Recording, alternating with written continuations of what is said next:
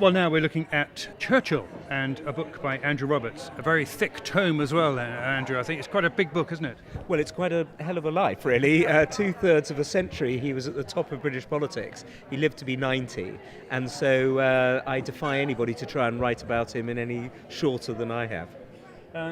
Well, one has to say there must be a lot of books about Churchill out there. There are 1,009.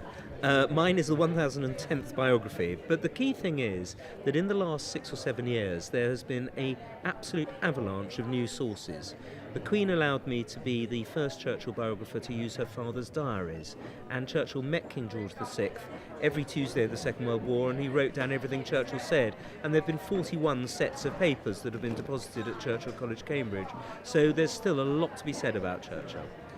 And you've obviously found it because it's a thick book, a lot of pages there. Well, that's right, and you can't write, I think, a really comprehensive life, what I like to think of as a definitive life of him, in anything less than that, because he was not only at the top of politics, but also he flung himself into all of the great issues of the 20th century, really.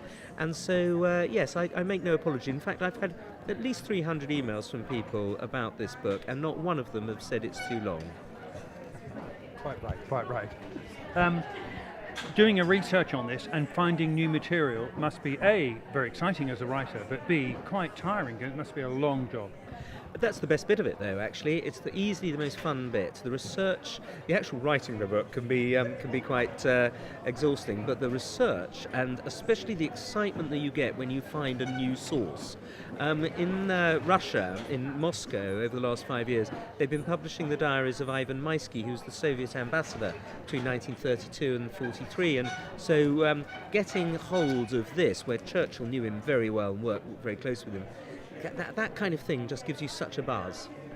What in particular, would you pick out one particular thing you found out which was surprising? Yes, I was surprised by the way in which, and this comes out very strongly from King George VI's diaries, from the Queen's father's diaries, that that Churchill was very frustrated about how long it took the Americans to get into the Second World War. This was something he couldn't say in public, of course, but nonetheless, privately, he could tell the King everything because he knew that the King was completely trustworthy. Good reception here? Oh, wonderful. This is a super literary festival. There are 350 literary festivals in this country.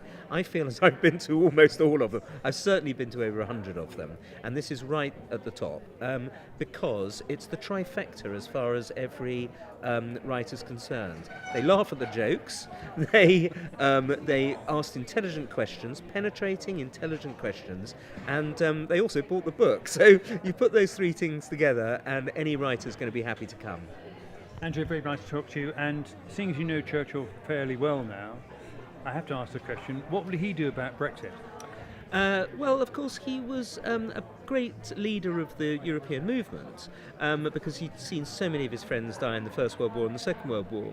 But equally, he was a true believer in British independence, and I can't think for a moment that he'd have done anything other than support the Prime Minister in trying to get out of the European Union.